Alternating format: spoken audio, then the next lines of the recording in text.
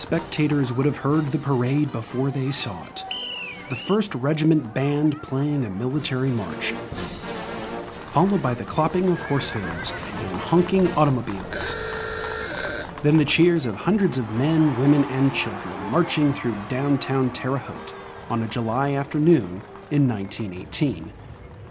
While the drumbeats of war sounded across Europe, the parading Hoosiers in Terre Haute carried banners reading, "Help win the war," and "We are ready to give our all for America," demonstrating their patriotism and support for the U.S. men fighting abroad.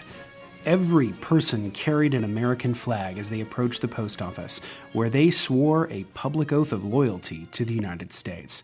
Because while these parade participants were clearly patriots, they were also Hungarian immigrants who were not yet American citizens. And the U.S. government had declared them enemy aliens. I'm Justin Clark, and this is a short episode of Talking Hoosier History. Escaping impoverished conditions in Hungary, over 1 million Hungarians immigrated to the United States between 1870 and 1920. By 1910, over 14,000 Hungarian immigrants settled in Indiana, with 452 making Vigo County their home. The language barrier combined with local mistrust of Eastern European immigrants meant that their job options were limited.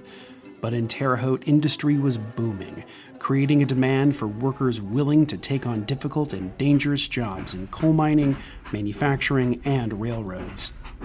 Few companies had adequate safety regulations, and none had insurance, so the newcomers took care of each other, founding the first Terre Haute Hungarian Sick and Death Benefit Society, a self-funded insurance group with members' dues supporting the families of members who were killed or injured at work. They later became the Verhove Society, headed by Hungarian immigrant community leaders. In addition to the occupational dangers they faced, companies were also paying immigrants lower wages. These were people eager to become citizens of the United States, a country promising them that all men are created equal. But the disparity in pay for newcomers did not reflect the proclaimed values of their new country. In response, the Hungarian immigrant workers joined labor unions and Socialist Party organizations and went on strike for better wages. The renowned historian Howard Zinn explained that if patriotism means being true to the principles for which your country is supposed to stand, then certainly the right to dissent is one of those principles. In fact, he called dissent the highest form of patriotism. The Hungarian immigrants who came to Terre Haute at the turn of the 20th century made this kind of dissent their first act of patriotism. But the nationalism of World War I curtailed their work for better pay and working conditions, and they shifted their efforts to outward displays of loyalty to the U.S. to avoid persecution. Let's take a minute to talk about why this story is important. One of the most significant values of history is that studying the past can make us better citizens in the present, and an essential component of that study is being able to think critically about sources and perspectives. In this story about Hungarian immigrants during World War I, we see the parallel but conflicting ideals of nationalism and patriotism in play. Of course, this is complicated, and since we only have a few minutes together, let's quickly unpack the difference between nationalism and patriotism. The terms overlap in that they both refer to pride in one's country, but diverge from there.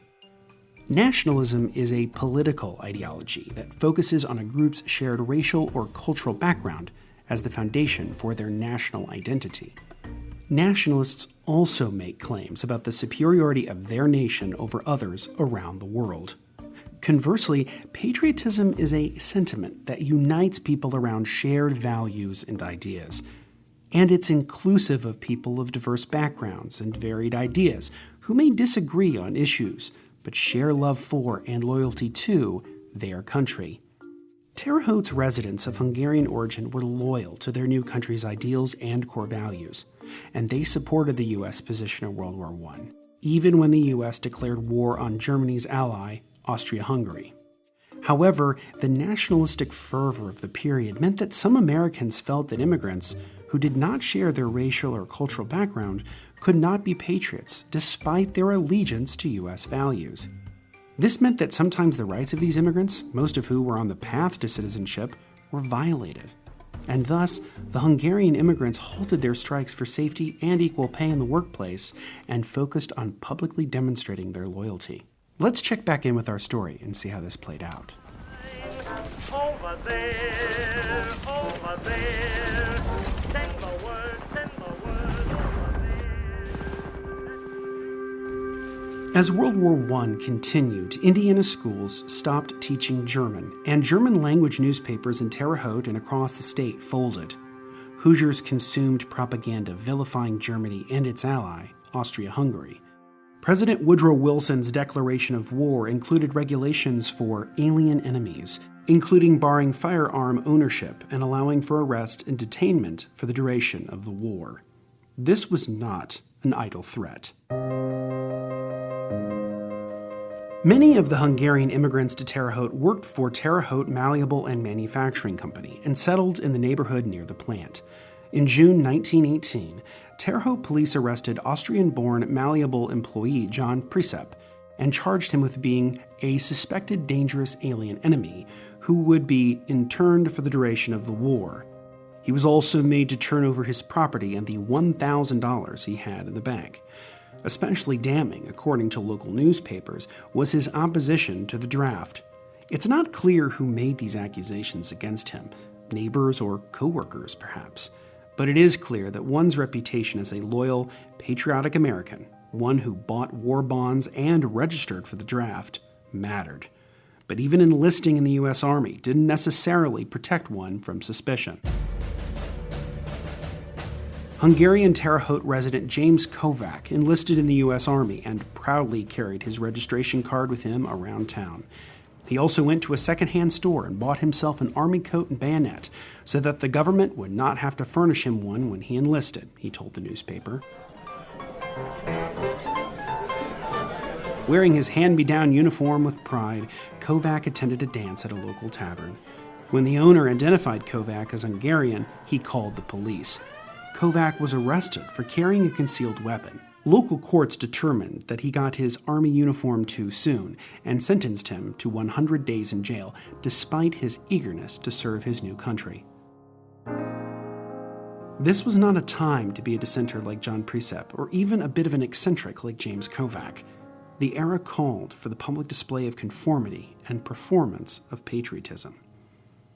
Following the activities of local Hungarian organizations and leaders in the Terre Haute Daily Tribune, it's clear that the newcomers felt their main goal was to convince their neighbors that they were Americans first and foremost, and Hungarians only culturally. In the pages of the newspaper, they publicly disavowed their allegiance to the ruler of Austria-Hungary. The Verhove Society hosted English classes, parades, and public loyalty ceremonies, and displayed their patriotism by flying large American flags at their meetings and picnics. Most significantly, many Hungarian immigrants became U.S. citizens. After the war, Terre Haute's Hungarian community thrived as the newcomers improved their English, opened shops and grocery stores, and made better lives for their children. They also returned to the fight for equal pay and better working conditions, organizing strong unions and negotiating with large employers like Malleable. Hungarian Hall still stands in the heart of the city, preserving Hungarian immigrant history and cultural traditions for future generations of Hoosiers. By the time of this episode's release, the IHB, the Pomeroy Foundation, and the descendants of local Hungarian grocery store owners Frank and Julia Kuz will be preparing to dedicate a new state historical marker nearby. These physical structures, sharing Terre Haute's Hungarian history, will stand as a reminder that people of varied backgrounds and beliefs can share American values. Nationalism can lead to loss of individual rights and weaken democracies, and that dissent can be patriotic when it holds the democracy to be accountable to its ideals. If you want to learn more about this topic, read Dissent and Patriotism, the Hungarian Community of Terre Haute During World War I by IHB historian Joey Simmons on our blog. We'll put the link in the show notes. State historical markers are also a great way to learn about the history of immigrant communities across Indiana.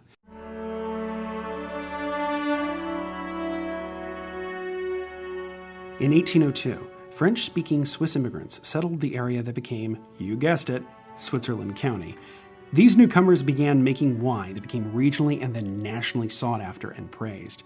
In fact, some U.S. leaders hoped that these kind of viticultural endeavors would end importation of foreign wine, an important goal at the time when the young nation was crafting an independent identity. Encouraged by their success in viticulture, more Swiss families followed, including Frederick and Harriet Thibault, who purchased their farm in 1818. After local inventor Samuel Hewitt patented a powerful hay press in 1843, the local economy transitioned to hay production. Hay was essential at the time, and big business. Commerce, transportation, and industry depended on horsepower, making hay an essential agricultural product. Local farmers, including Justy and Mary Thibault, who inherited the Thibault farmstead, used large presses to bale the hay and then use the Ohio River to reach booming urban markets. You can still visit the Thibault farmstead in Switzerland County, see a hay press in action, and learn about the diverse groups of immigrants that have shaped Indiana. We hope you liked this short episode of the podcast. Let us know. Subscribe, rate, and review us wherever you get your podcasts. Once again, I'm Justin Clark, and this has been Talking Hoosier History. Thanks for listening.